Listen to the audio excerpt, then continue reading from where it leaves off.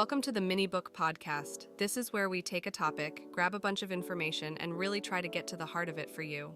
Right. The aim is always to give you those key insights, quickly, thoroughly, so you walk away feeling like you really get it. And maybe learn something unexpected along the way. Hopefully. So this time we're tackling something, pretty universal. That feeling of just having too much on your plate, feeling swamped. Definitely something I can relate to. Yeah, most of us can. And our mission here is to give you some solid tools, some knowledge to handle that overwhelm without getting buried by the details. Okay, and our main source material for this Mini Book Podcast? We're digging into a classic, David Allen's Getting Things Done, The Art of Stress-Free Productivity, or GTD, as most people call it. GTD, heard a lot about it. And it's not just some old theory, is it? Places like the Wall Street Journal, Fortune, they still praise it. Seems very relevant now. Totally, because the core idea is actually pretty profound. It's about using effective personal organization, not just to be more efficient, but also to feel, calmer, less stressed. Efficient and calm, that sounds like the dream. It kind of is. So today we're pulling out the core principles, the really actionable bits from GTD that you can use right away to feel more in control and maybe less frazzled by everything. Okay, let's get into it. Because honestly, just thinking about my own to-do list, which isn't even really a list. It's just, it's a lot. Alan kicks things off talking about stuff. Sounds simple, but what's he really mean? Stuff. Yeah, it's basically anything in your world, physical or mental, that isn't where it belongs. And crucially, it's anything where you haven't decided what the desired end result is and what the very next step is to get there.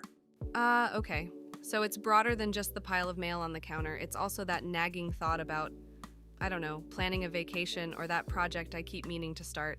Exactly. Or emails you've read but haven't dealt with. Vague ideas, little errands, all of it. And Alan's big point is that our minds, they're actually pretty terrible at juggling all this stuff. Right. There's a great quote from Carrie Johnson: "This constant, unproductive preoccupation with all the things we have to do is the single largest consumer of time and energy. Just trying to remember everything drains you." It feels like mental clutter, like having too many browser tabs open in your brain. And work these days doesn't help, does it? Alan talks about the disintegrating edges of projects. Yeah, that's such a good phrase. He means that work isn't neat anymore. Projects blend together, our roles shift constantly, information comes at us from everywhere. Nobody just does the job they were hired for anymore, right? Pretty much. Alan apparently asks that in seminars, and almost nobody raises their hand. We're always taking on new things, often without clear instructions or endpoints. That really rings true. It feels like a constant stream of new inputs. Exactly. Add in the hundreds of emails, the instant messages, the notifications, and you see why a simple to-do list or just trying to prioritize often just doesn't cut it anymore. The old systems break down. Okay, so it sounds kind of bleak, but Alan says there is a way through this, right? A way to function productively, but also stay relaxed. Yes, absolutely. He insists it's possible to have a clear head and feel in control even with tons to do. The method itself is very practical. It's common sense, really. There's always a but. But it does require changing some habits, specifically how you capture things that get your attention, and then how you clarify and organize them. It's a shift in how you operate. He uses that analogy, the mind like water thing from karate. Can you unpack that a bit? Sure. Imagine throwing a pebble into a still pond. The water reacts perfectly, just the right amount of ripple for the size of the pebble, and then it immediately goes back to being calm and still. That's the goal for your mind with GTD. You deal with inputs appropriately, effectively, and then you return to a state of calm readiness. You don't keep endlessly turning over the ripple. Respond, then settle instead of constant mental noise. I like that. What's the fundamental principle that allows this? The core idea is this: most stress doesn't come from having too much to do. It comes from agreements you've made with yourself or others that you aren't managing properly. These open loops, he calls them. Open loops, unfinished commitment. Exactly. Getting control of those open loops, even the ones you're not consciously worrying about, is what leads to relaxation, focus, and weirdly, more energy. Okay, so how do we gain that control? He lays out a process, right? 5 stages. Yep, the 5 stages of mastering workflow: collect, process, organize, review, and do. Think of it as a cycle. We'll touch on the key parts of most of these today. All right, let's start at the beginning. Collect. Why is just gathering everything up so vital? It's the foundation. You have to capture everything that has your attention, big, small, work, personal, dachshund. Get it out of your head and into twisted external containers. Why? What does that achieve? It frees up your mental RAM. Your brain isn't designed to be a holding tank for hundreds of vague reminders. Getting it all out stops your mind from constantly trying and failing to keep track. Okay, containers, what are we talking about? Like literally baskets? Could be a physical in-tray as a great start for paper, but also a notebook, a notes app on your phone, a voice recorder, even your email inbox. But you need to be careful with that last one. Careful how? You need to process it regularly, not let it just become another pile of unprocessed stuff. The point is, find tools you trust and will actually use consistently. And he says stuff isn't just tasks, right? What else should go in these containers? That's a really key point. It's anything that feels incomplete or off. That book you meant to return, the messy supply cupboard, maybe even a picture frame that's slightly crooked and bugs you every time you see it. Wow, okay, even things like that, they're open loops. They can be subtly draining your attention, even vague ideas like look into volunteering or learn Spanish someday. Get it all down. He suggests writing each thing on a separate note at first. Yeah, especially when you're starting one thought, one piece of paper or digital note. It makes the next step, processing, much easier. And don't worry about collecting too much, better to capture everything now and filter later. You can always toss the junk. Okay, stage 1, collect, done. Now I've got this mountain of notes, emails flagged, maybe a very full in-tray. What's next? This is processing, and he calls it getting into empty. Exactly. That in location, wherever it is purely temporary. It's a processing station, not storage. The goal is to empty it regularly by making decisions about each item. Making decisions. Yep, you pick up one item at a time, top one first, and ask, what is this? Is it actionable? And if it is, This is the crucial question. What's the next action? that's the one. And next action means the very next physical, visible activity required to move that thing forward. Not the whole project, just the immediate next step. So not plan team retreat, but maybe email venue options to manager. Precisely. Or call catering company A for quote or draft agenda points. Something you can physically do. It has to be concrete. That specificity feels key. It makes it less intimidating. Okay. But what if I process something and it's, well, not actionable, like an article I want to read later? Good question. Non-actionable stuff goes into one of three places. 1, trash. If you don't need it, get rid of it. Liberating. Okay. 2, incubation. Stuff you might want to do later. Yep. Goes on a someday maybe list or into what's called a tickler file system to resurface on a specific future date. Interesting. And third, Reference. Information that's potentially useful but requires no action now. This needs a simple, reliable filing system so you can find it when you need it. Think manuals, articles, contact info. got it. Trash, someday maybe reference. But what about the stuff that is actionable? Where does that go after I figure out the next action? That's where organizing comes in. Actionable items get sorted. If it takes more than one step, it's a project. And it goes on your projects list, which is just a list of outcomes.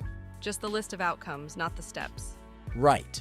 The detailed steps and related info go into project support material. Your calendar is only for things that must happen on a specific day or time. Appointments, deadlines? Not just a general to-do list for the day. No, Alan's quite strict on that. The calendar is sacred ground for time-specific things. Your actual to-dos, those specific next actions we defined, they go on next actions lists. Lists, plural. Yeah, ideally categorized by context, like all the phone calls you need to make go on a calls list. Tasks you need a computer for go on an add computer list. Errands for when you're out go on an errands list. So when I find myself with my phone in 5 minutes, I just look at my calls list. Exactly. It makes choosing what to do much easier. And then there's the waiting for list. Crucial for tracking things you've delegated or are expecting from others. Okay, that makes sense. Now you mentioned something earlier, the 2-minute rule. That sounds useful? Oh, it's fantastic. Super simple. If a next action will take less than 2 minutes to do it right then when you're processing it. Instead of writing it down and putting it on a list? Yes, because the effort of organizing and tracking that tiny task often takes longer than just doing it. It's amazing how much stuff you can clear out just by following that rule. Replying to a quick email, confirming an appointment, bang, done. I can see how that would make a difference. Knocking out the small stuff quickly. And that waiting for list you mentioned, how does that work in practice? Whenever you delegate something or need something back from someone to move forward, you make a note of it on your waiting for list along with the date. Then you review that list regularly to see what needs chasing up. It stops things falling through the cracks. Prevents that, oh, I wonder whatever happened with that thing I asked Sarah about feeling. Exactly. You have a trusted place to track it. So those are the main buckets for organizing your actionable stuff. Okay, so we've got the 7 main organizing categories: projects list, project support material, calendar stuff, next actions list by context. Waiting for list, reference material, and that someday maybe list. That someday, maybe list seems like such a good pressure release valve for ideas that are cool, but you just can't deal with right now. It really is. It lets you capture creativity without commitment overload. And for reference, Alan really pushes for keeping it simple. Like basic manila folders, alphabetically filed, easy to use, easy to maintain. Not some super complex digital tagging system. Not necessarily. Simple often works best, and he stresses purging it regularly, maybe once a year to keep it relevant. Okay, collected, processed, organized feels like a lot of setup, but I can see how it would bring clarity. What's the next stage, keeping it going? Precisely, the review stage. This system is dynamic, not static. You absolutely must review it regularly or you'll stop trusting it and it'll fall apart. And the main tool for that is the weekly review. You called it the magic key. It really is the linchpin that holds the whole thing together. It's dedicated time, maybe an hour or two each week, where you step back and look at the whole system. What do you do during that review? You gather up any loose papers or notes, process your in-baskets to empty, review your next actions lists, look at past and future calendar items, check your projects and waiting for lists, review someday maybe. Basically, you get everything clean, clear, current, and complete. Wow, that sounds thorough. It is, but it's incredibly powerful. Alan suggests finding a regular time, maybe Friday afternoon, to do it. It clears the decks before the weekend, reduces that Sunday night dread, and sets you up for the week ahead. It rebuilds trust in your system every week. Makes sense. If you know everything's captured and up to date, you can actually relax. Okay, so that brings us to the final stage, do. How does all this setup help us actually choose what to do?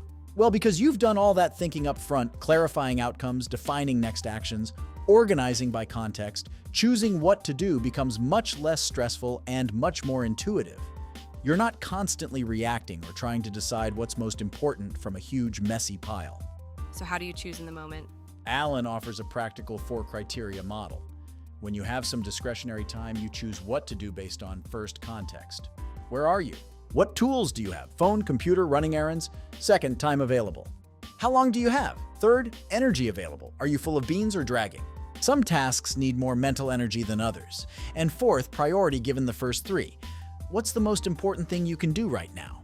So it's not just about what's highest priority in a vacuum, it's about what's feasible and makes sense right now. Exactly. If you're waiting for the train with only your phone in 5 minutes, maybe you make a quick call from your calls list. Even if your highest priority project needs you at a computer, you do what you can do. That feels much more realistic. He also mentions a 3-fold model for daily work. Yeah, that's about recognizing that your day is usually a mix of 3 things: doing predefined work, stuff from your lists, doing work as it shows up, unexpected calls, urgent emails, and defining your work, processing your end items. The trick is balancing these, especially not letting the work as it shows up completely swamp the important predefined work. And those horizons of focus, the altitude model? Right, the 6-level model. Right. From the runway, current actions, up through projects, areas of responsibility, goals, 1 to 2 years, vision, 3 to 5 years, and ultimately purpose principles life. Why look at things from 50,000 feet? Because reviewing your work at these different levels helps ensure alignment. Are your daily actions actually moving you towards your bigger goals and vision? It gives perspective and helps you make better priority calls when things conflict. Are you spending time on things that truly matter in the grand scheme? Okay, I can see how this whole system aims to reduce stress. But Alan also talks about a deeper benefit, something about regaining self-trust. Yes, this is a really interesting part. He argues that a lot of the anxiety and guilt we feel comes from making agreements with ourselves. I'll finish that report. I'll call mom, I'll clean the garage, and then breaking them. So all those uncompleted tasks, those open loops, are basically broken promises to ourselves. In a way, yes. And each broken promise, even small ones, chips away at your trust in your own ability to follow through. So how does GTD help fix that? Well, Alan says you have 3 ways to deal with an agreement you've made. Don't make it in the first place. Hard. Complete the agreement. Or renegotiate the agreement. Renegotiate with yourself. Exactly, but here's the kicker. You can't renegotiate an agreement you don't remember you made because it's stuck in your head, buzzing around vaguely. Getting everything out of your head and into the system allows you to consciously see all your commitments. And then you can decide, am I really going to do this? Or should I consciously decide not to do it or do it later or change the scope? Precisely. You can make an explicit choice. Rather than just letting it drift and cause subconscious stress, it's about conscious engagement with your commitments. He also talks about psychic RAM and how even small, undone things take up space. Yeah, it's like our brains give disproportionate attention to things that are incomplete. That half-written email, that phone call you need to make, they can occupy a surprising amount of mental bandwidth, creating background noise. So collecting and processing clears that out. It aims to. By clarifying what meta lead's doing or deciding something doesn't need doing right now, you quiet that noise and free up mental space for actual thinking and doing. And let's circle back one last time to that next action idea. Why is defining that tiny physical step so critical? Because it overcomes inertia. It breaks down overwhelming projects into something manageable right now. Remember the tires example. Get new tires isn't an action. What's the very next step? Maybe it's look up phone number for garage? Or measure tire tread or check bank balance. Right, it forces clarity on the immediate next physical thing. Exactly. Without that clarity, it's easy to just see the whole big, messy project and feel stuck. He even suggests, interestingly, that sometimes really bright people procrastinate more. Why is that? Because their minds can vividly imagine all the steps, all the potential problems, all the complexity, and it can feel paralyzing. Defining just the very next simple physical action cuts through that overwhelm. It gives you a starting point. So wrapping it all up, adopting GTD principles isn't just about, getting more check marks on your list. It sounds like it's fundamentally about empowerment. I think that's a great way to put it. By getting clear on what needs doing and how to do it step by step, you increase your capacity to actually make things happen. That builds confidence, self-esteem, a feeling of being proactive rather than reactive. Less complaining, more doing. Kind of, yeah. Alan suggests complaining often stems from being unwilling to define the next action or accept the situation. GTD pushes you towards defining outcomes and taking those concrete steps. It's a very action-oriented, positive framework. Okay, so to recap this deep dive, it really comes down to collecting everything that has your attention, processing it to decide the very next action, organizing those actions and other information into clear, trusted categories. Reviewing the whole system regularly, especially with that weekly review, and then using context, time, energy, and priority to make smart choices about what to actually do at any given moment. It's a complete system for managing the stuff of life and work. Exactly, and remember, it's about more than just productivity. It's aimed at reducing stress, gaining control, and rebuilding that crucial trust in yourself by managing your commitments effectively. All right, a final thought then for you, the Mini Book Podcast listener. Think about just one thing, one open loop that's been nagging at you lately. Maybe something small, maybe something bigger. What is the absolute very next physical action you would need to take to move it even slightly forward? Don't overthink it, just that one small step. Sometimes just identifying and taking that single action can make a huge difference.